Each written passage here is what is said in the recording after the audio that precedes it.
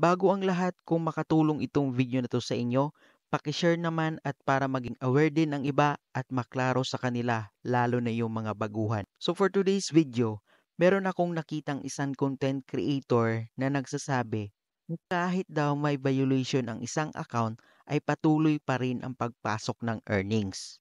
So ngayon, itong video na to ay para klaruhin ko iyong sinabi niya. Yes, tama naman siya doon sa sinabi niya na kahit may violation ay patuloy pa rin ang earnings.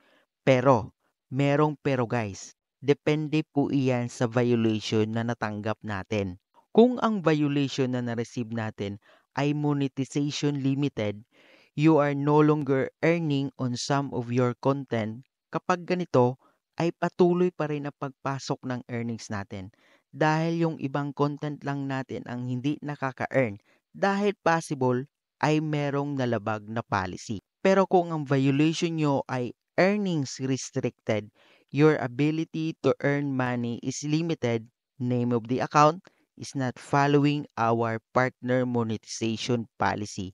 Kapag ganito, ang violation na natanggap nyo ay stop talaga ang earnings nyo. Diyan, walang papasok na earnings galing sa mga content nyo.